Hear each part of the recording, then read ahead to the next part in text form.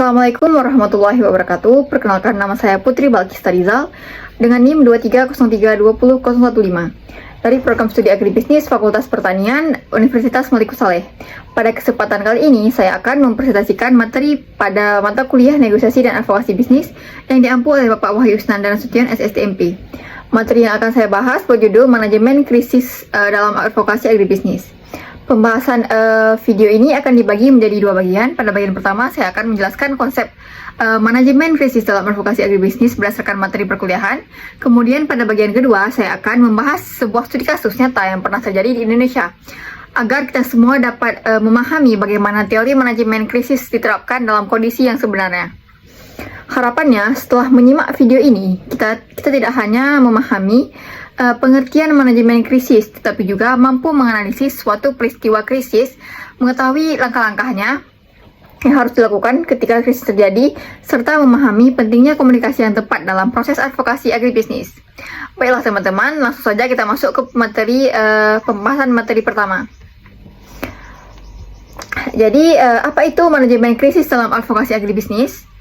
Teman-teman, kita ketika mendengar kata krisis, apa yang pertama kali terlintas di pikiran kita? Sebagian besar mungkin akan menjawab bencana, konflik, kerugian, atau keadaan yang sangat sulit. Jawaban tersebut memang tidak salah. Namun, dalam dunia agribisnis, krisis memiliki makna yang jauh lebih luas. Krisis dapat muncul kapan saja dan seringkali datang tanpa diduga. Misalnya, terjadi penyebaran berita bohong mengenai suatu komoditas pertanian. Muncul tuduhan yang belum tentu benar terhadap suatu produk pertanian. Adanya perubahan kebijakan pemerintah secara mendadak, hingga munculnya konflik antar petani, perusahaan, dan pemerintah. Jika kondisi seperti ini tidak ditangani dengan baik, dampaknya bukan hanya menurunkan kepercayaan masyarakat, tetapi juga dapat menyebabkan kerugian ekonomi yang sangat besar. Oleh karena itu, diperlukan suatu proses yang disebut manajemen krisis. Berdasarkan materi perkuliahan ini, manajemen krisis merupakan serangkaian proses yang dilakukan secara terencana untuk memperbaiki diri, merespon, dan memulihkan keadaan ketika terjadi suatu peristiwa yang dapat mengganggu tujuan advokasi maupun kredibilitas organisasi. Tujuan akhirnya bukan hanya mengurangi dampak negatif, tetapi jika memungkinkan mampu mengubah krisis menjadi sebuah peluang. Artinya, manajemen krisis bukanlah kegiatan yang dilakukan setelah masalah besar terjadi. Justru sebaliknya, manajemen krisis dimulai jauh sebelum krisis terjadi. Organisasi harus sudah memiliki perencanaan, prosedur hingga tim yang bersiap bekerja apabila sewaktu-waktu muncul suatu persoalan. Misalnya, terdapat organisasi petani yang sedang memperjuangkan kenaikan harga. Selama proses advokasi berlangsung, tiba-tiba beredar informasi di media sosial bahwa organisasi tersebut memanfaatkan petani untuk kepentingan politik. Informasi tersebut ternyata tidak benar. Jika organisasi tidak segera memberikan klarifikasi, masyarakat akan mempercayai berita tersebut. Akibatnya, kepercayaan publik menurun, dukungan terhadap advokasi berkurang, bahkan tujuan organisasi dapat gagal tercapai. Sebaliknya, apabila organisasi telah memiliki sistem manajemen krisis yang baik, maka mereka dapat segera melakukan klarifikasi, menyampaikan bukti, berkomunikasi dengan media, dan mengembalikan kepercayaan masyarakat. Inilah alasan mengapa manajemen krisis menjadi bagian yang sangat penting dalam advokasi agribisnis. Mengapa manajemen krisis sangat penting? Teman-teman, sekarang muncul pertanyaan berikutnya. Mengapa organisasi perlu mempersiapkan diri menghadapi krisis? Bukankah lebih baik hanya fokus menjalankan program saja? Jawabannya tentu tidak. Dalam dunia agribisnis, kondisi lapangan sangat dinamis. Harga komoditas dapat berubah setiap hari, cuaca dapat berubah sewaktu-waktu, kebijakan pemerintah juga bisa berubah sesuai kondisi nasional maupun internasional. Selain itu, perkembangan media sosial membuat penyebaran informasi berlangsung sangat cepat. Bayangkan, jika ada sebuah unggahan di media sosial yang menyatakan bahwa sayuran dari suatu daerah mengandung pestisida berbahaya. Walaupun informasi tersebut belum tentu benar, masyarakat mungkin langsung berhenti membeli produk tersebut. Akibatnya apa? Petani mengalami kerugian karena hasil panen tidak laku. Pedagang kehilangan pembeli, distributor mengalami penurunan penjualan, harga komoditas jatuh, bahkan daerah penghasil komoditas tersebut dapat kehilangan reputasi. Semua itu dapat terjadi hanya karena informasi yang belum tentu benar. Oleh sebab itu, organisasi advokasi harus memiliki kemampuan untuk mendeteksi informasi yang salah, sedini mungkin melakukan klarifikasi, serta menjaga kepercayaan masyarakat. Selain itu, manajemen krisis juga penting karena mampu membantu organisasi mengambil keputusan secara tepat dan juga cepat. Dalam situasi krisis, waktu merupakan faktor yang menentukan. Semakin lama organisasi diam, maka semakin besar kemungkinan informasi yang salah dipercaya oleh masyarakat. Sebaliknya, semakin cepat organisasi memberikan penjelasan yang akurat, maka semakin besar peluang untuk mengendalikan situasi. Dengan kata lain, kecepatan respon seringkali menjadi pembeda antara krisis yang dapat dikendalikan dengan krisis yang berkembang menjadi masalah yang jauh lebih besar. Setelah memahami pengertiannya, sekarang kita masuk pada tujuan utama manajemen krisis. Secara umum, terdapat beberapa tujuan penting. Pertama, melindungi kredibilitas organisasi. Dalam proses advokasi, kepercayaan publik merupakan modal utama. Tanpa adanya kepercayaan, masyarakat tidak akan mendukung perjuangan yang dilakukan organisasi. Karena itu, setiap organisasi harus menjaga reputasinya dengan baik. Tujuan kedua adalah mengurangi dampak kerugian. Kerugian akibat krisis tidak hanya berupa kerugian ekonomi, tetapi juga kerugian sosial, politik, bahkan psikologis. Misalnya, sebuah koperasi petani dituduh melakukan penyelewengan dana. Walaupun tuduhan tersebut belum terbukti, anggota koperasi bisa kehilangan kepercayaan. Akibatnya, banyak anggota keluar dari koperasi. Investor menjadi ragu, mitra kerja menghentikan kerjasama. Kerugian seperti ini seringkali lebih besar daripada kerugian finansial itu sendiri. Tujuan berikutnya adalah mempercepat proses pemulihan. Semakin baik penanganan krisis dilakukan, maka semakin cepat organisasi dapat kembali menjalankan program-programnya. Kemudian tujuan terakhir adalah mengubah krisis menjadi peluang. Mungkin teman-teman bertanya, bagaimana mungkin krisis menjadi peluang? Jawabannya sangat mungkin. Banyak organisasi justru menjadi lebih dipercaya setelah berhasil menangani krisis secara terbuka, jujur, dan profesional. Masyarakat akan melihat bahwa organisasi tersebut bertanggung jawab terhadap setiap persoalan yang muncul. Kepercayaan publik pun justru meningkat setelah krisis berhasil diselesaikan. Lalu contoh krisis dalam advokasi agribisnis, setelah kita memahami apa yang dimaksud dengan manajemen krisis dan mengapa hal tersebut penting dalam advokasi, sekarang kita masuk ke pembahasan mengenai contoh-contoh krisis yang sering terjadi dalam dunia agribisnis. Pembahasan ini sangat penting karena selama ini kita mungkin menganggap krisis hanya identik dengan bencana alam, seperti banjir, kekeringan, atau serangan hama. Padahal dalam konteks advokasi agribisnis, bentuk krisis jauh lebih beragam. Bahkan seringkali krisis tersebut tidak berhubungan langsung dengan produksi pertanian, melainkan berkaitan dengan informasi, komunikasi, kebijakan, hingga kepercayaan masyarakat. Perlu kita pahami bahwa advokasi agribisnis merupakan proses memperjuangkan kepentingan petani, pelaku usaha, kelompok tani, koperasi, maupun masyarakat yang bergerak di sektor pertanian. Ketika proses advokasi berlangsung, tentu ada banyak pihak yang terlibat. Ada pemerintah, media massa, akademisi, pelaku usaha, masyarakat, bahkan organisasi non-pertanian. Karena banyaknya pihak yang berkepentingan, maka potensi munculnya konflik maupun krisis juga semakin besar. Nah, pada materi ini terdapat beberapa contoh krisis yang sering muncul dalam advokasi agribisnis. Yang pertama adalah berita hoax mengenai harga pangan. Ini merupakan salah satu bentuk krisis yang saat ini paling sering terjadi, terutama sejak berkembangnya media sosial. Teman-teman pasti pernah melihat berita di media sosial yang menyatakan bahwa harga suatu komoditas akan melonjak tajam, stok pangan akan habis, atau pemerintah akan menghentikan penjualan suatu produk. Tidak sedikit masyarakat yang langsung mempercayai informasi tersebut tanpa terlebih dahulu memastikan kebenarannya. Padahal informasi yang beredar belum tentu berasal dari sumber resmi. Mengapa hal seperti ini berbahaya? Karena masyarakat akan bereaksi berdasarkan rasa panik, bukan berdasarkan fakta. Sebagai contoh, misalkan muncul sebuah unggahan di media sosial yang menyebutkan bahwa minggu depan harga beras akan naik 2 kali lipat karena stok nasional menipis.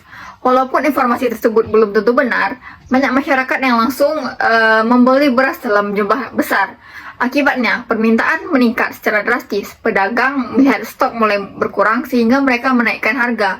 Distributor juga mulai membatasi penjualan karena khawatir kehabisan stok. Pada akhirnya, justru kepanikan masyarakat itulah yang menyebabkan harga benar-benar naik. Fenomena seperti ini dikenal sebagai panic buying. Dalam situasi tersebut, organisasi advokasi petani memiliki tantangan yang cukup besar. Mereka harus segera memberikan informasi yang benar kepada masyarakat. Jika terlambat, maka opini publik sudah terlanjur terbentuk dan akan lebih sulit diperbaiki.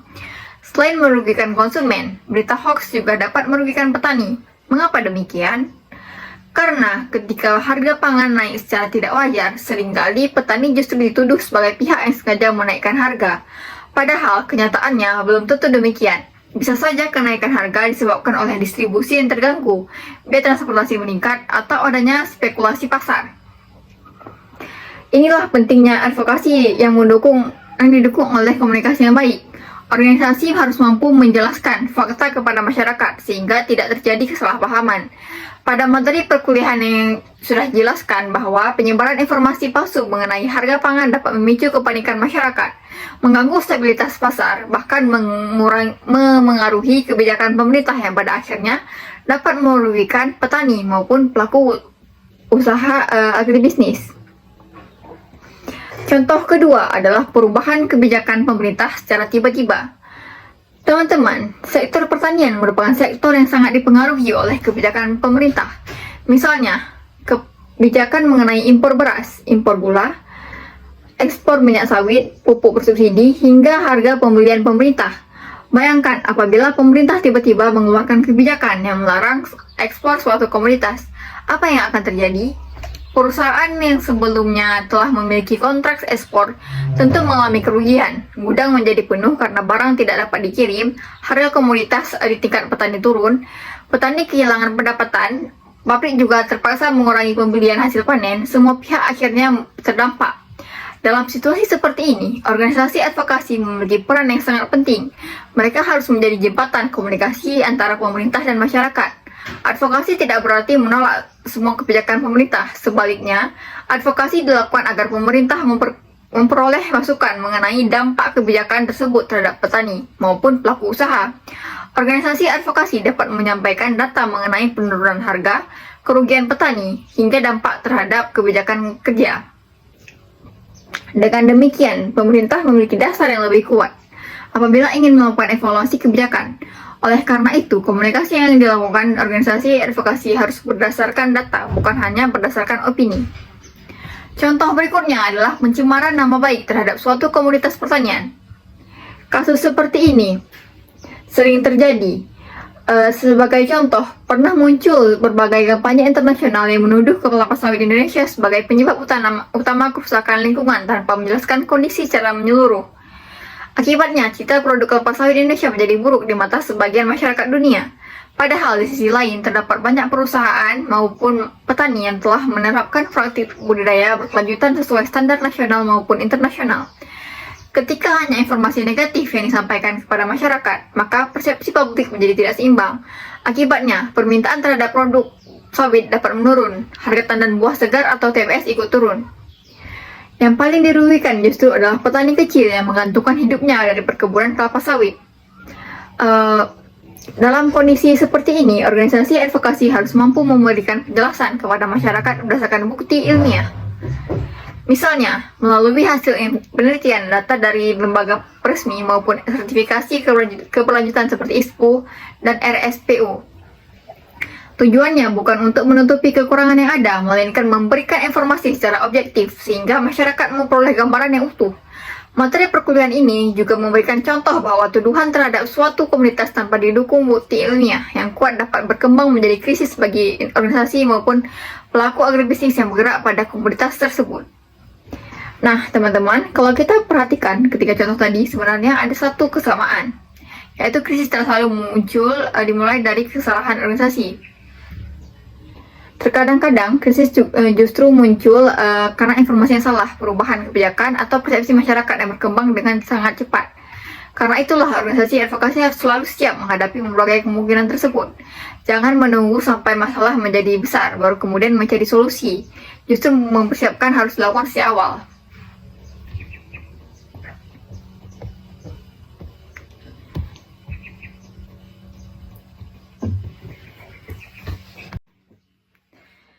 Baik teman-teman, setelah kita memahami beberapa contoh krisis yang dapat terjadi dalam dunia advokasi agribisnis, sekarang kita masuk ke inti dari materi ini, yaitu bagaimana strategi menghadapi krisis tersebut. Karena sebenarnya krisis bukanlah suatu yang bisa kita hindari sepenuhnya. Tidak ada organisasi yang dapat menjamin bahwa mereka tidak akan pernah menghadapi penolakan, kritik, ancaman, ataupun penyebaran informasi yang tidak benar.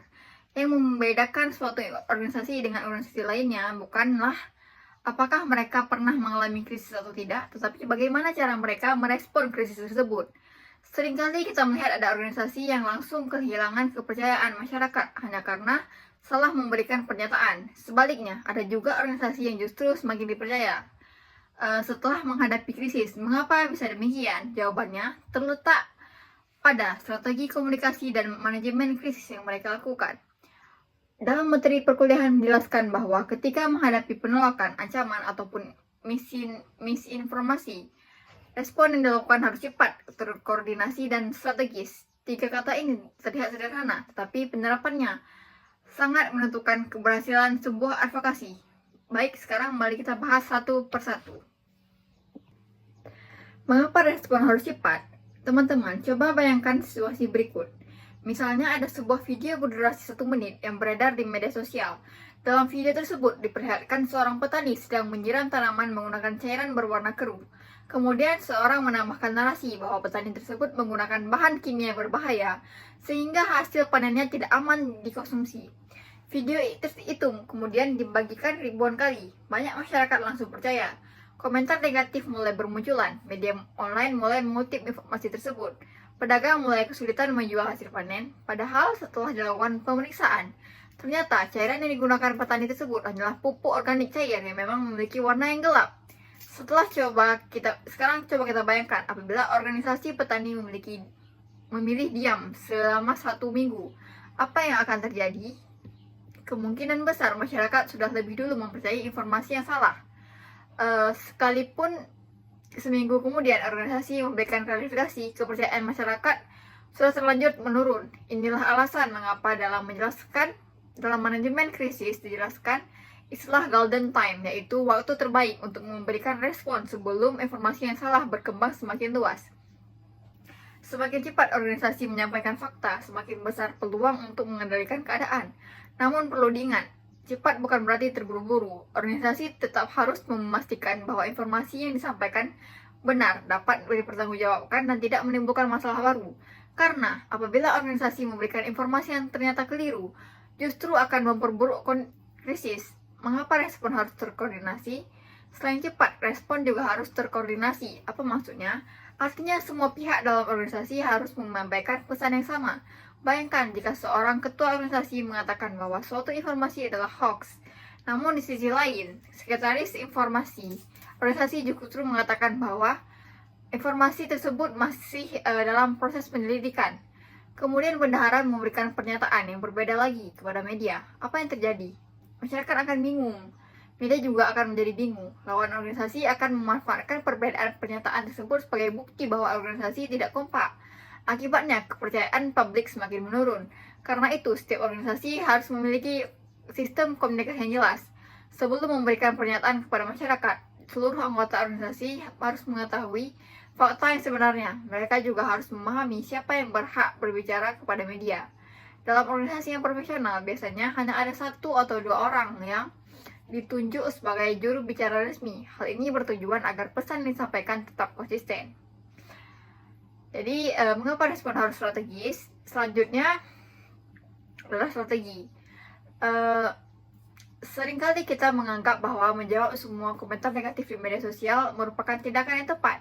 Padahal belum tentu. Ada kondisi tertentu di mana organisasi memang perlu memberikan klarifikasi secara terbuka.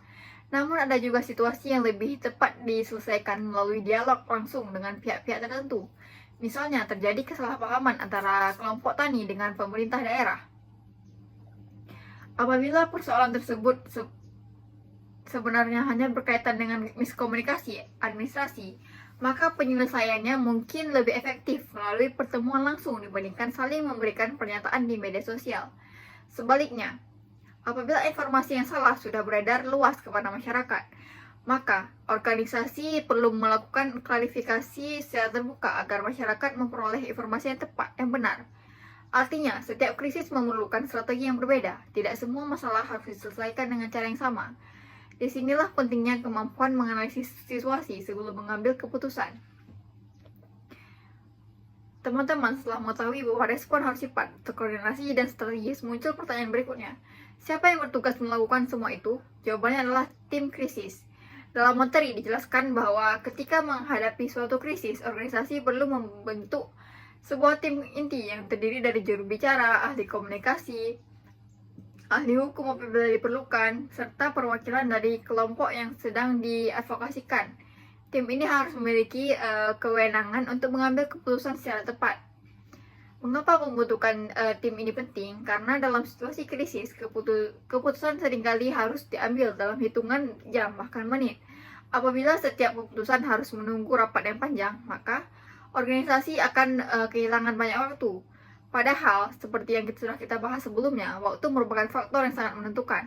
Sekarang mari kita lihat peran masing-masing anggota tim. Pertama, juru bicara. Juru bicara merupakan orang yang menyampaikan informasi kepada masyarakat maupun media.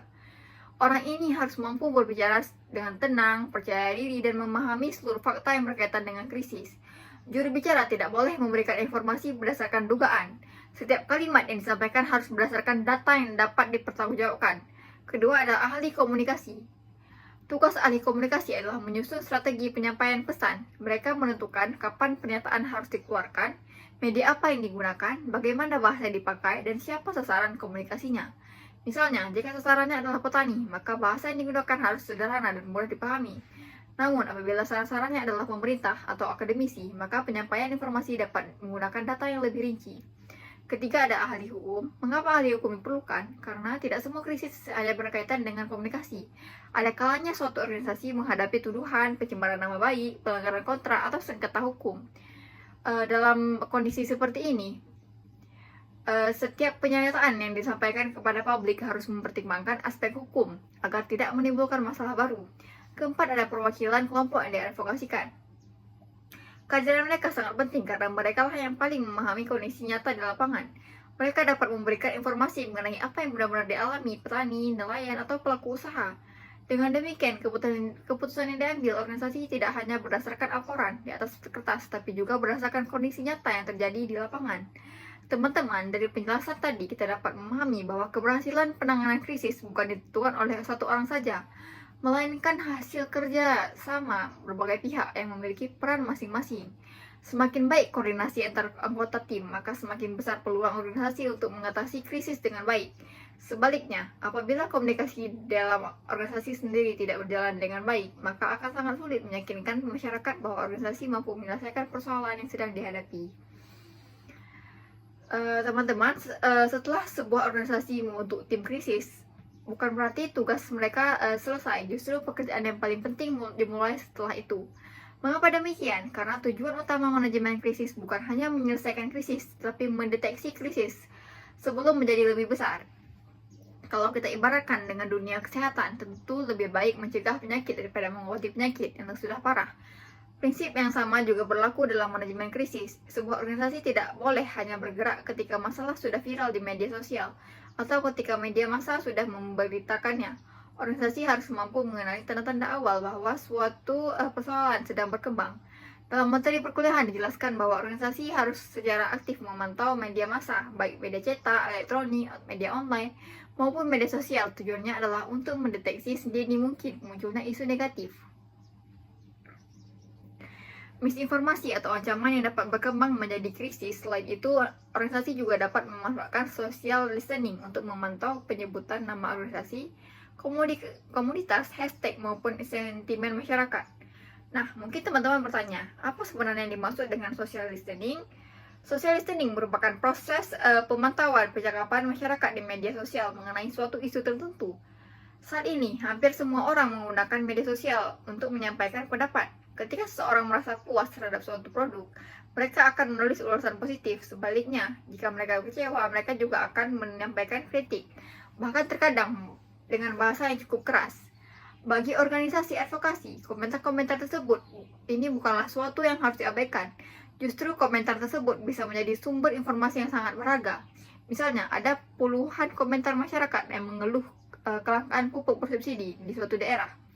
Walaupun belum ada pemberitaan resmi, Informasi tersebut dapat menjadi sinyal awal bahwa sedang terjadi persoalan di lapangan. Jika organisasi dapat cepat mengetahui kondisi tersebut, maka mereka dapat segera berkoordinasi dengan kelompok tani, pemerintah daerah, maupun dinas pertanian untuk mencari tahu penyebabnya.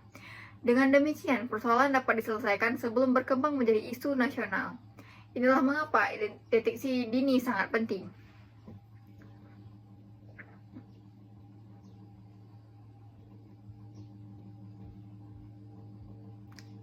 Jadi, teman-teman, coba kita bayangkan dua situasi yang berbeda.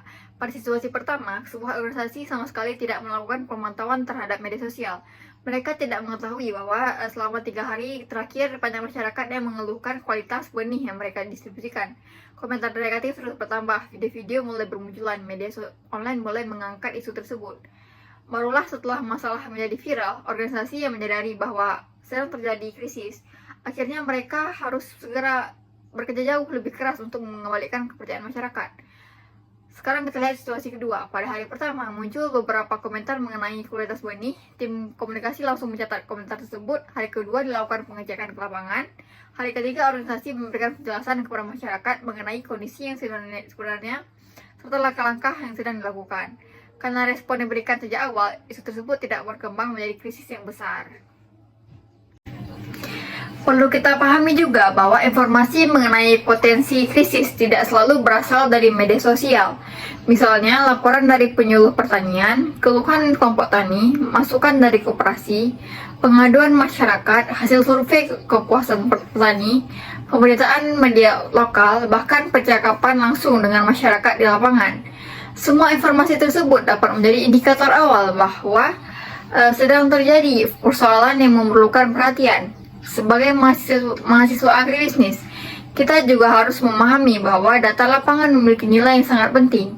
Kadang-kadang masyarakat di media sosial belum mengetahui adanya masalah, tetapi petani di lapangan sudah mengalaminya selama beberapa minggu.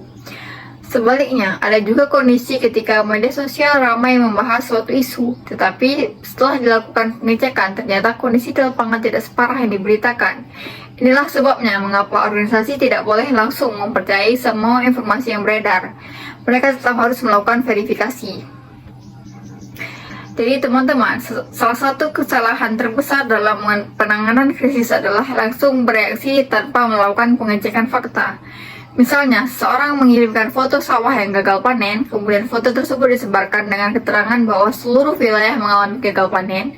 Padahal setelah diperiksa, ternyata foto tersebut diambil beberapa tahun yang lalu, atau bahkan berasal dari daerah yang berbeda. Kalau organisasi langsung memberikan pertanyaan tanpa mengecek kebenaran informasi tersebut, maka organisasi justru ikut menyebarkan informasi yang salah. Oleh karena itu, setiap informasi harus melewati proses verifikasi. Siapa sumber informasinya, kapan kejadian itu terjadi, di mana lokasinya, apakah ada bukti pendukung, apakah informasi tersebut juga dilaporkan oleh pihak lain. Semua pertanyaan ini harus dijawab terlebih dahulu sebelum organisasi mengambil keputusan. Hal ini menunjukkan bahwa dalam manajemen krisis, kecepatan memang penting, tetapi akurasi jauh lebih penting. Karena satu informasi yang salah dapat menghancurkan kepercayaan masyarakat yang selama bertahun-tahun telah dibangun. Di era digital seperti sekarang, organisasi sebenarnya memiliki banyak kemudahan.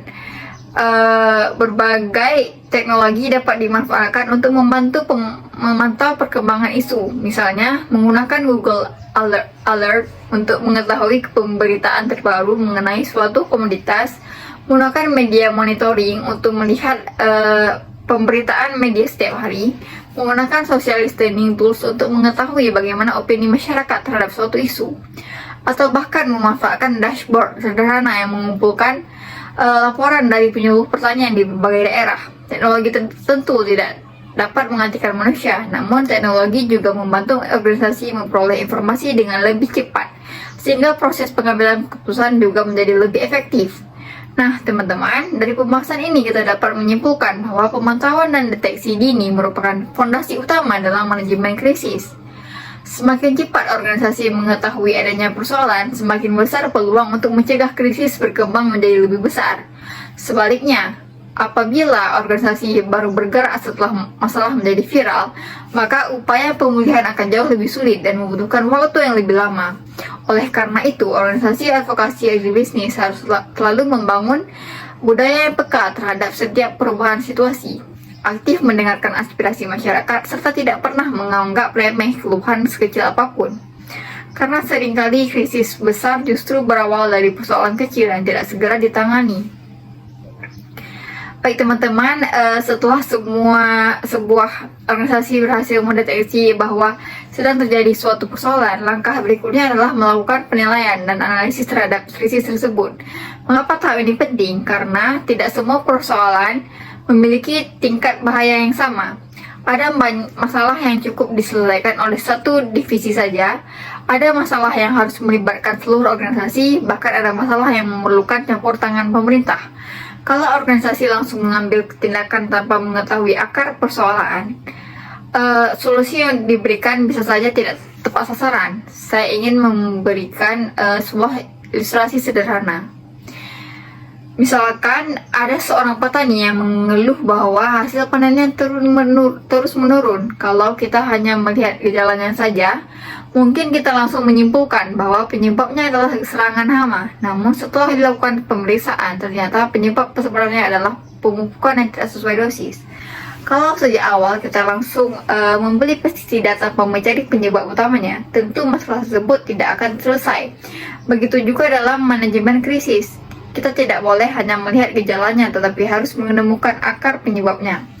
Dalam materi perkuliahan dijelaskan bahwa setelah krisis terdeteksi, organisasi harus segera melakukan analisis secara mendalam.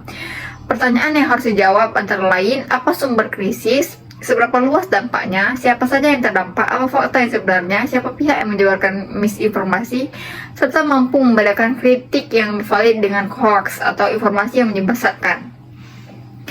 Nah, sekarang kita akan membahas satu persatu. Yang pertama, mengidentifikasi sumber krisis. Kita ini harus mencari tahu dari mana krisis itu berasal. Ini merupakan pernyataan yang sangat penting karena setiap sumber krisis memerlukan penanganan yang berbeda. Misalnya krisis bisa berasal dari faktor internal organisasi. Contohnya ada kesalahan dalam penyampaian informasi kepada masyarakat, ada pegawai yang memberikan pernyataan tanpa izin, ada kesalahan administrasi, atau bahkan terjadi kelalaian dalam pelaksanaan suatu program. Kalau penyebabnya berasal dari internal, maka organisasi harus berani mengakui kesalahan tersebut dan segera melakukan perbaikan. Namun ada juga krisis yang berasal dari faktor eksternal, misalnya muncul berita bohong yang dibuat oleh pihak yang tidak bertanggung jawab. Terjadi perubahan kebijakan pemerintah, terjadi bencana alam, atau terjadi gejolakan harga komoditas di pasar internasional. Kalau penyebabnya berasal dari luar organisasi, maka strategi yang digunakan tentu berbeda. Organisasi harus fokus pada komunikasi publik, memberikan edukasi dan menyampaikan fakta yang benar kepada masyarakat. Oleh karena itu, menjadi sumber krisis merupakan langkah pertama yang tidak boleh dilewatkan. Kedua, mengukur seberapa besar dampaknya. Setelah mengetahui penyebabnya, organisasi harus mengukur dampaknya. Mengapa hal ini penting? Karena tidak semua krisis memiliki pengaruh yang sama. Sebagai contoh, misalkan ada beberapa berita negatif mengenai kualitas cabai di suatu desa. Kalau berita tersebut hanya beredar di lingkungan desa tersebut, maka penanganan mungkin cukup dilakukan oleh pemerintah desa bersama kelompok tani. Namun apabila berita tersebut sudah diberitakan oleh televisi nasional, media online, bahkan menjadi perbincangan di seluruh Indonesia, maka dampaknya tentu jauh lebih besar. Ketiga, menentukan siapa yang terdampak. Langkah berikutnya adalah mengidentifikasi apa saja yang terdampak dari krisis tersebut. Ini juga sangat sering dilupakan, padahal dalam suatu peristiwa, krisis pihak yang terdampak bisa sangat banyak. Lalu yang keempat, mengumpulkan fakta yang sebenarnya. Teman-teman, dalam era digital saat ini informasi sangat mudah diperoleh. Namun sayangnya tidak ada semua informasi adalah fakta. Ada informasi yang benar, ada informasi yang belum lengkap, ada pula informasi yang sekadar dipelintir. Karena itu organisasi harus mengumpulkan fakta yang benar sebelum mengambil keputusan. Jadi Sebagai mahasiswa agribisnis, kita tentu sudah sering mendengar bahwa data adalah dasar pengambilan keputusan. Jadi yang kelima adalah yang menurut saya yang paling penting, banyak organisasi gagal menangani krisis karena tidak mampu membedakan kritik yang membangun dan juga hoax atau fitnah. Teman-teman, setelah organisasi berhasil menganalisis penyebab krisis, langkah berikutnya adalah menyusun pesan kunci atau key message. Pesan kunci merupakan inti dari informasi yang ingin disampaikan kepada masyarakat. Pesan ini harus mudah dipahami, tidak terbelit-belit, serta tetap berdasarkan fakta. Lalu juga selanjutnya adalah memberikan respon kepada masyarakat dalam situasi krisis. Diam tidak terlalu lama bukanlah pilihan yang baik. Namun memberikan pernyataan tanpa data juga bukan tindakan yang tepat. Oleh karena itu, organisasi harus memberikan respon yang cepat sekaligus akurat.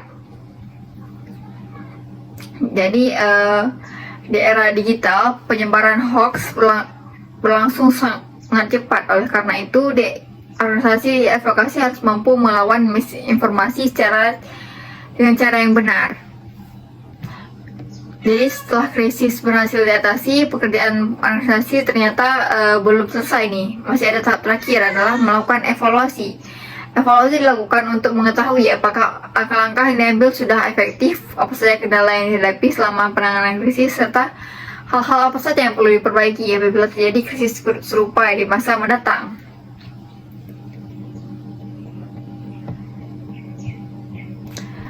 Lalu klarifikasi di media sosial.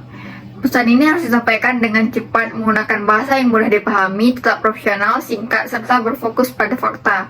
Organisasi juga dapat memanfaatkan infografis atau visual sederhana agar informasi lebih mudah dipahami. Baik teman-teman, dari seluruh pembahasan yang telah kita pelajari, dapat disimpulkan bahwa manajemen krisis merupakan bagian yang sangat penting dalam advokasi agribisnis.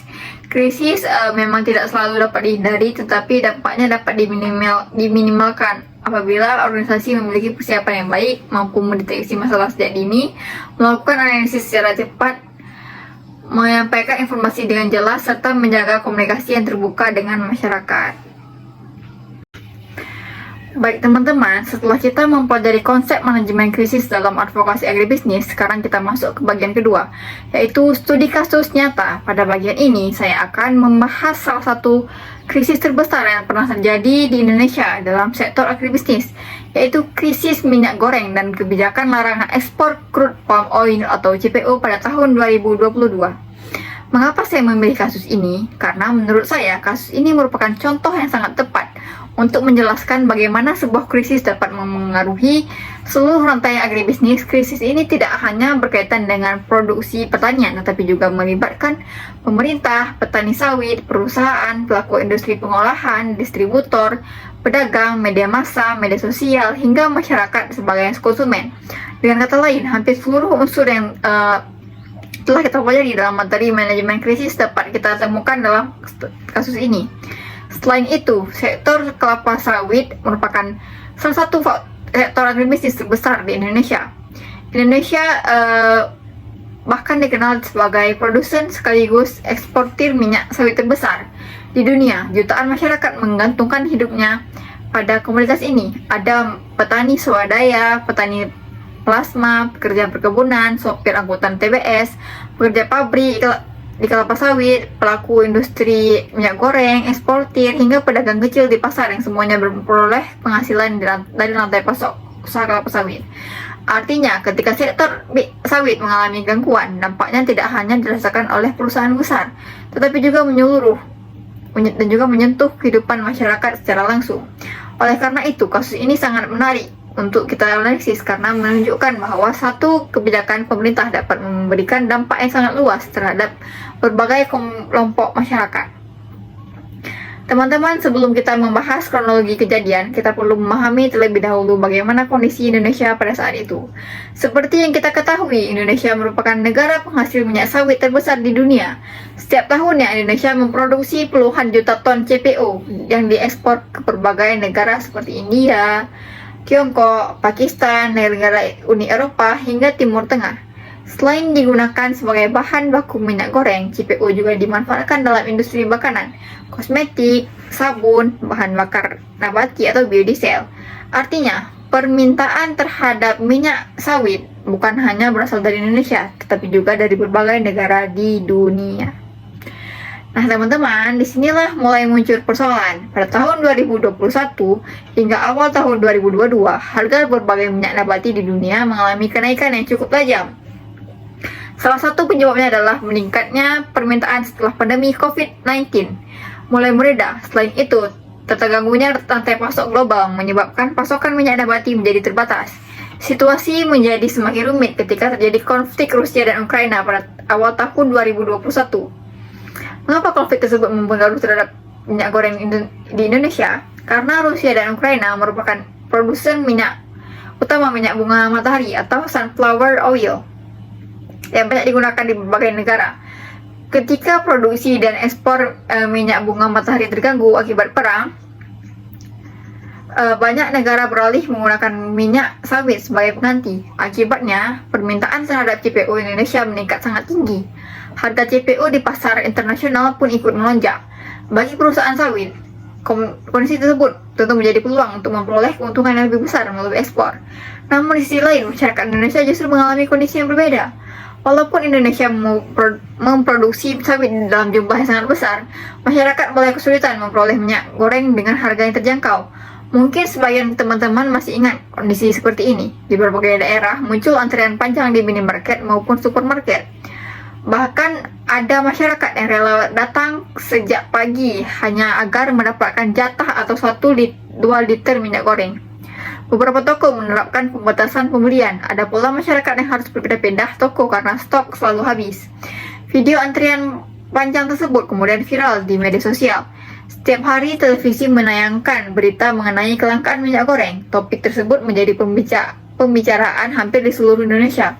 Masyarakat mulai mempertanyakan satu hal yang sangat sederhana. Mengapa negara yang menjadi produsen minyak sawit terbesar di dunia justru mengalami kelangkaan minyak goreng? Pertanyaan tersebut terdengar sederhana, tetapi jawabannya ternyata sangat kompleks karena melibatkan faktor ekonomi global, perdagangan internasional, kebijakan pemerintah, serta mekanisme pasar. Jadi teman-teman, sekarang kita masuk ke pembahasan mengenai penyebab terjadinya krisis. Seringkali masyarakat menganggap bahwa penyebab kelangkaan minyak goreng hanya satu, padahal kenyataan tidak demikian. Krisis ini terjadi karena adanya beberapa faktor yang sangat saling berkaitan. Faktor pertama adalah melonjaknya harga CPO di pasar internasional. Ketika harga CPO di dunia meningkat, perusahaan tentu akan memilih menjual produknya ke pasar ekspor karena harga yang diterima jauh lebih tinggi dibandingkan menjual ke pasar domestik. Hal tersebut sebenarnya merupakan mekanisme ekonomi yang normal. Setiap perusahaan tentu akan berusaha memperoleh keuntungan yang maksimal. Namun, ketika sebagian besar produksi diarahkan untuk ekspor, pasokan bahan baku minyak goreng di dalam negeri menjadi lebih terbatas. Akibatnya, harga minyak goreng ikut meningkat. Faktor kedua adalah meningkatnya biaya produksi. Pada saat itu, biaya transportasi internasional juga mengalami kenaikan akibat gangguan rantai pasok pasca pandemi.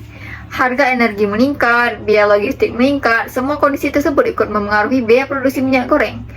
Kemudian, faktor ketiga adalah munculnya kepanikan masyarakat. Ketika masyarakat mendengar bahwa minyak goreng mulai langka, banyak orang membeli minyak goreng dalam jumlah yang banyak daripada biasanya. Padahal mereka belum tentu membutuhkannya saat itu. Fenomena ini dikenal dengan panic buying. Akibat dari panic buying ini, stok yang sebenarnya masih tersedia jadi cepat habis. Situasi ini kemudian memperburuk kondisi pasar. Selain itu, di media sosial juga beredar berbagai informasi yang belum tentu benar. Ada yang mengatakan bahwa seluruh minyak goreng sengaja ditimbun. Ada yang menyebut seluruh perusahaan sawit lebih memilih ekspor dibandingkan memenuhi kebutuhan masyarakat. Ada pula yang menyalahkan pemerintah karena dianggap lambat mengambil tindakan. Sebagian informasi tersebut memang berdasarkan fakta, namun sebagian lain hanyalah opini yang berkembang tanpa didukung bukti yang kuat. Akibatnya, masyarakat menjadi semakin bingung. Bahkan muncul rasa saling menyalahkan antara pemerintah, perusahaan, dan pelaku usaha. Kalau kita hubungkan dengan materi yang telah kita pelajari, kondisi ini merupakan contoh nyata bagaimana misinformasi dapat memperburuk sebuah krisis. Ketika informasi yang beredar tidak seragam, masyarakat akan kesulitan mengetahui mana fakta dan mana opini. Kepercayaan publik pun ikut menurun. Inilah mengapa komunikasi dalam situasi kondisi krisis menjadi sangat penting. Bukan hanya untuk menjelaskan apa yang sedang terjadi, tetapi juga untuk menjaga agar masyarakat tidak semakin panik. Nah teman-teman, setelah kita masuk ke bagian ini yang menurut penting dalam kasus ini, yaitu bagaimana dampak krisis tersebut terhadap petani kelapa sawit. Mengapa saya mengatakan bagian ini sangat penting? Karena ketika kita membahas mengenai agribisnis, seringkali perhatian masyarakat hanya tertuju pada harga produk yang dibeli di pasar. Misalnya ketika harga minyak goreng naik, masyarakat hanya melihat bahwa harga di rak supermarket menjadi mahal. Padahal di balik satu botol minyak goreng yang kita beli ada rantai agribisnis yang sangat panjang.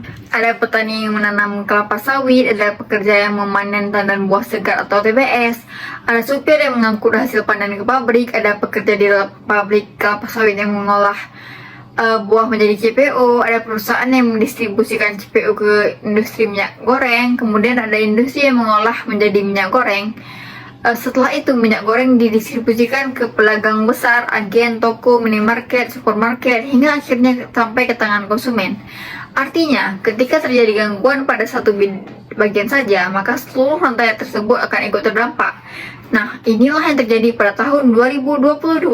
Ketika pemerintah mengumumkan larangan ekspor CPO dan beberapa produk turunannya. Tujuan utama kebijakan tersebut sebenarnya sangat baik, yaitu memastikan kebutuhan minyak goreng masyarakat Indonesia tetap tersedia dan harganya kembali normal. Kalau kita lihat dari sudut pandang konsumen, kebijakan tersebut memang dampak masuk akal. Namun kalau kita melihat dari sisi petani sawit, dampaknya ternyata jauh lebih kompleks. Teman-teman, kita harus memahami bahwa industri sawit Indonesia selama ini sangat bergantung pada pasar ekspor. Sebagian besar produksi CPO Indonesia memang dijual ke luar negeri.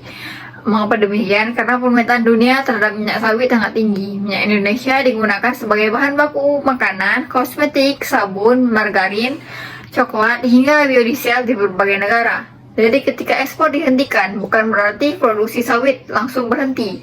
Pohon sawit tetap berbuah, petani tetap memanen, pabrik tetap beroperasi, tetapi hasil produksinya tidak bisa segera dipasarkan ke luar negeri. Akibatnya apa? Stok CPO mulai menumpuk. Bayangkan teman-teman, ibarat kita memiliki gudang yang hanya mampu menyimpan 100 karung beras. Kalau setiap hari ada 10 karung masuk, tapi tidak ada yang keluar, lama-kelamaan gudang tersebut akan penuh. Begitu pula yang terjadi pada tangki penyimpanan CPO. Tangki penyimpanan memiliki kapasitas yang terbatas. Ketika ekspor dihentikan, stok minyak sawit terus bertambah, semakin lama semakin penuh. Ketika tangki sudah hampir penuh, perusahaan tentu tidak mungkin terus menerima buah sawit dalam jumlah yang sama. Karena jika produksi terus berjalan sementara penyimpanan sudah penuh, perusahaan justru akan mengalami kerugian yang sangat besar. Akibatnya, sebagian pabrik mulai mengurangi pembelian TBS dari petani. Ada pabrik yang membatasi jumlah pembelian setiap hari, ada yang menunda penerimaan buah, bahkan di beberapa daerah ada pabrik yang menghentikan pembelian sementara karena kapasitas penyimpanan sudah tidak mencukupi. Nah, teman-teman, disinilah petani mulai merasakan dampaknya.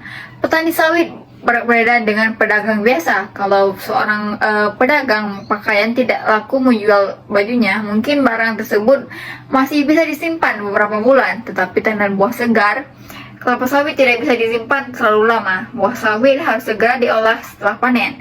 Kalau terlambat diolah, kualitas minyaknya akan menurun. Artinya petani tidak memiliki banyak pilihan. Mereka harus segera menjual hasil panennya. Ketika jumlah pembeli berkurang, posisi tawar petani ikut melemah. Harga TBS mulai menurun di beberapa provinsi sentra sawit seperti Riau, Sumatera Utara, Jambi, Kalimantan Barat, Kalimantan Tengah, hingga Kalimantan Timur. Harga TBS mengalami penurunan yang cukup tajam. Bahkan di beberapa daerah harga TBS turun hingga lebih dari Rp1.000 per kilogram dibandingkan sebelum kebijakan larangan ekspor diberlakukan. Bayangkan teman-teman, misalnya seorang petani memiliki kebun sawit seluas 2 hektar. Dalam 1 bulan biasanya yang memperoleh pendapatan yang cukup untuk memenuhi kebutuhan keluarga, membayar biaya sekolah anak, membeli pupuk, membayar pekerjaan panen, dan memenuhi kebutuhan rumah tangga lainnya. Namun, ketika harga TBS turun drastis, pendapatan tersebut langsung berkurang, sementara pengeluaran mereka akan ikut turun. Harga pupuk tetap mahal, biaya transportasi tetap harus bayar, upah pekerja panen harus diberikan, dan lain-lain. Kalau semua perawatan tersebut dihentikan karena harga sedang turun, maka produktivitas sawit pada waktu berikutnya juga akan menurun. Artinya petani berada dalam situasi yang sangat sulit. Kalau mereka tetap merawat kebun, biaya yang dikeluarkan sangat besar. Tapi kalau tidak dirawat, hasil panen di masa depan juga akan menurun. Inilah dilema yang benar-benar dialami petani pada saat itu. Bahkan beberapa petani mulai menunda pembelian pupuk karena pendapatan mereka tidak lagi mencukupi. Selain itu, kondisi ini juga berdampak terhadap tenaga kerja di sektor perkebunan. Ketika pendapatan petani menurun, sebagian petani mengurangi penggunaan tenaga kerja. Ada yang mengurangi jumlah pekerja panen, ada juga yang menunda kegiatan pemeliharaan. Akibatnya, kesempatan kerja masyarakat sekitar perkebunan juga ikut menurun. Akibatnya, krisis ini bukan hanya menjadi persoalan petani, tetapi juga menjadi persoalan sosial dan ekonomi masyarakat pedesaan. Kemudian dampak berikutnya dirasakan oleh pelaku usaha lain. Pedagang pupuk mengalami penurunan penjualan, bengkel alat pertanian menjadi lebih sepi, jasa angkutan TBS juga mulai mengalami penurunan pendapatan karena volume pengiriman rumah berkurang. Kepentingan petani sebagai pelaku utama agribisnis juga harus menjadi perhatian.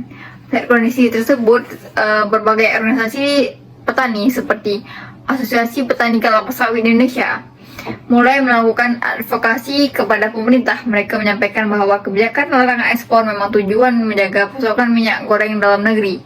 Tetapi di sisi lain telah menyebabkan harga TBS di tingkat petani justru sangat turun secara signifikan. Organisasi petani membawa data mengenai penurunan harga, jumlah petani yang terdampak, hingga kerugian ekonomi yang dialami masyarakat di sentra perkebunan. Setelah melakukan dialog dengan pemerintah, menghadiri rapat-rapat koordinasi, penyampaian first, serta meminta agar kebijakan tersebut dievaluasi apabila kondisi pasar mulai membaik. Nah teman-teman, disinilah kita bisa melihat hubungan yang sangat erat antara advokasi agribisnis dan manajemen krisis. Advokasi bukan berarti melakukan demonstrasi semata. Advokasi adalah proses menyampaikan aspirasi secara sistematis berdasarkan data, fakta, dan kepentingan masyarakat yang berdampak. Kasus ini menjadi contoh nyata bahwa komunikasi antara pemerintah, organisasi, petani, perusahaan, dan masyarakat sangat diperlukan agar kebijakan yang diambil benar-benar mampu menyelesaikan masalah tanpa menimbulkan dampak negatif yang lebih besar. Baik teman-teman, setelah kita mempelajari seluruh materi mengenai manajemen krisis dalam advokasi agribisnis, serta menganalisis studi kasus nyata mengenai krisis minyak goreng dan larangan ekspor CPO di Indonesia pada tahun 2022, kita dapat menarik beberapa kesimpulan penting. Pertama, kita memahami bahwa krisis merupakan suatu kondisi yang dapat terjadi kapan saja dan dapat menimpa organisasi, perusahaan, pemerintah, maupun kelompok masyarakat. Dalam dunia agribisnis, krisis tidak selalu disebabkan oleh bencana alam atau kegagalan produksi. Krisis juga dapat muncul akibat perubahan kebijakan, fluktuasi harga komoditas, penyebaran informasi yang tidak benar, konflik kepentingan, hingga perubahan kondisi ekonomi global. Oleh karena itu, setiap organisasi yang bergerak di bidang agribisnis harus memiliki kesiapan untuk menghadapi berbagai kemungkinan yang dapat terjadi. Kedua, kita belajar bahwa manajemen krisis bukan hanya sekadar upaya menyelesaikan masalah setelah masalah tersebut terjadi, tetapi merupakan proses yang dimulai jauh sebelum krisis muncul. Organisasi harus mampu melakukan pemantauan, mendeteksi gejala awal, mengidentifikasi potensi risiko, menyusun strategi komunikasi, membentuk tim yang kompeten, serta menyiapkan langkah-langkah antisipasi agar dampak ini timbul dapat diminimalkan. Selanjutnya, kita juga memahami bahwa komunikasi merupakan salah satu faktor yang sangat menentukan keberhasilan dalam penanganan krisis. Sebagus apapun kebijakan yang dibuat, apabila tidak disampaikan dengan baik kepada masyarakat, maka kebijakan tersebut berpotensi menimbulkan kesalahpahaman. Di era digital seperti sekarang, informasi dapat menyebar dalam hitungan detik melalui media sosial. Oleh karena itu, organisasi harus mampu memberikan informasi yang cepat, akurat, transparan, konsisten, dan mudah dipahami oleh masyarakat. Selain komunikasi, kita juga belajar bahwa pengambilan keputusan harus selalu didasarkan pada data dan fakta yang valid. Dalam advokasi agribisnis, data yang memiliki peranan yang sangat penting karena menjadi dasar dalam penyusun argumentasi, memberikan rekomendasi kebijakan, maupun menyampaikan aspirasi kepada para pengambil keputusan. Advokasi yang hanya didasarkan pada opini dapat didukung oleh data akan sulit menghasilkan perubahan yang nyata.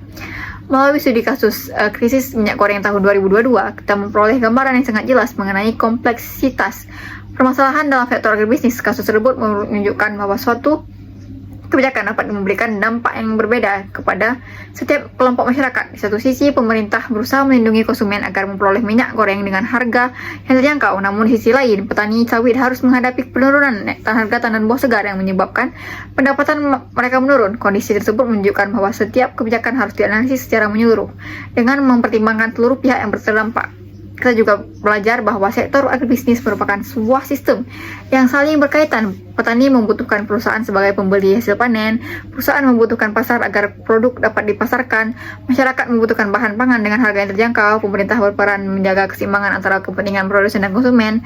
Apabila salah satu bagian mengalami gangguan, maka bagian lainnya juga akan ikut merasakan dampaknya. Oleh karena itu, penyelesaian suatu krisis tidak dapat dilakukan oleh satu pihak saja, melainkan membutuhkan kerjasama dari berbagai pihak. Hal penting lainnya yang dapat kita pelajari adalah bahwa advokasi bukan berarti mencari siapa yang salah satu memperpanjang konflik. Advokasi merupakan proses memperjuangkan kepentingan masyarakat melalui penyampaian aspirasi yang dilakukan secara santun, berdasarkan fakta, data, dan bukti yang dapat dipertanggungjawabkan. Dengan advokasi yang baik, pemerintah akan memperoleh informasi yang lebih lengkap sehingga kebijakan yang diambil dapat menjadi lebih tepat sasaran. Dari seluruh pembahasan yang telah kita lakukan, kita juga dapat melihat bahwa perkembangan teknologi digital memberikan dua sisi yang berbeda. Di satu sisi, teknologi mempermudah penyebaran informasi secara cepat sehingga masyarakat dapat memperoleh berbagai informasi dalam waktu singkat. Namun di sisi lain, teknologi juga mempermudah penyebaran hoax dan misinformasi yang dapat memperburuk suatu krisis. Oleh sebab itu, kemampuan dalam menyaring informasi serta melakukan komunikasi publik yang efektif menjadi keterampilan yang sangat penting bagi para pelaku agribisnis di era modern. Sebagai mahasiswa agribisnis, kita juga perlu menyadari bahwa tantangan ekspor, pertanian dan agribisnis pada masa mendatang akan semakin kompleks. Perubahan iklim, fluktuasi harga, komoditas dunia, perkembangan teknologi digital, perubahan kebijakan perdagangan internasional, hingga meningkatnya tuntunan masyarakat terhadap transparansi akan menjadi tantangan yang harus dihadapi. Oleh karena itu, kita tidak hanya dituntut untuk memahami aspek teknis pertanian, tetapi juga harus memiliki kemampuan dalam menganalisis masalah, berkomunikasi dengan berbagai pihak, mengelola konflik, serta menyusun strategi advokasi yang efektif. Harapan saya, setelah mempelajari materi ini, kita tidak hanya memahami teori manajemen krisis sebagai konsep yang dipelajari di ruang kelas, tetapi juga mampu melihat bagaimana teori tersebut diterapkan dalam kehidupan nyata. Dengan demikian, ketika nantinya kita terjun di dunia kerja sebagai penyuluh pertanian, manajer perusahaan agribisnis, aparatur pemerintah, peneliti akademisi, maupun wirausahawan di bidang pertanian, kita sudah memiliki bekal untuk menghadapi berbagai tantangan yang mungkin akan muncul. Pada akhirnya, kita dapat kita simpulkan bahwa manajemen krisis yang baik tidak hanya bertujuan menyelesaikan masalah, tetapi juga membangun kembali kepercayaan menjadi hubungan dengan pemangku kepentingan serta menciptakan sistem agribisnis yang lebih tangguh, berkelanjutan, dan mampu menghadapi perubahan di masa depan. Baik teman-teman, demikianlah pemaparan saya mengenai materi manajemen krisis dalam advokasi agribisnis, mulai dari pengertian, tujuan, tahapan manajemen krisis, strategi menghadapi penawakan dan misinformasi, pembentukan tim krisis, penyusunan pesan kunci, hingga analisis studi kasus yang nyata mengenai krisis minyak goreng dan kebijakan larangan ekspor ECPO di Indonesia pada tahun 2022. Semoga seluruh pembahasan yang telah saya sampaikan dapat menambah wawasan serta pemanfaatan serta pemahaman kita mengenai pentingnya manajemen krisis dalam sektor agribisnis. Saya berharap materi ini tidak hanya menjadi pengetahuan selama mengikuti penelitian, tapi juga dapat menjadi bekal ketika kita menghadapi berbagai permasalahan di dunia kerja nantinya. Sebagai mahasiswa agribisnis Universitas Maliku Saleh, kita memiliki tanggung jawab untuk terus belajar, berpikir kritis, serta mampu memberikan solusi terhadap berbagai persoalan yang dihadapi sektor pertanian dan agribisnis Indonesia. Melalui ilmu yang kita pelajari, semoga kita dapat berkontribusi dalam menciptakan kebijakan yang lebih baik, mendukung kesejahteraan petani, memperkuat ketahanan pangan nasional, serta mendorong pembangunan agribisnis yang berkelanjutan.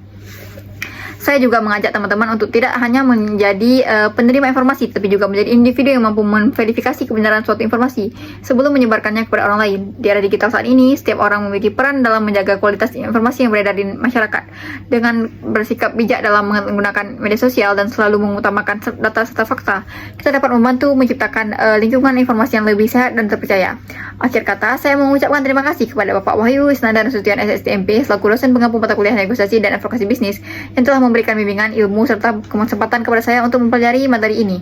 Semoga ilmu yang telah diberikan menjadi bekal yang bermanfaat bagi kita sebagai mahasiswa dan dalam menghadapi tantangan di dunia agribisnis. Saya juga mengucapkan terima kasih kepada teman-teman yang telah meluangkan waktu untuk menyaksikan video presentasi ini hingga selesai. Apabila dalam penyampaian materi masih terdapat kekurangan, baik dalam penjelasan maupun penyampaian informasi, saya memohon maaf yang sebesar-besarnya. Kritik dan saran yang membangun tentu akan sangat bermanfaat sebagai bahan evaluasi agar saya dapat terus belajar dan memperbaiki diri pada kesempatan berikutnya. Demikian presentasi yang saya sampaikan. Saya Putri Balkis Rizal dengan NIM 230320015 mengucapkan terima kasih atas perhatian Bapak, Ibu dosen, dan teman-teman semuanya. Waalaikumsalam warahmatullahi wabarakatuh.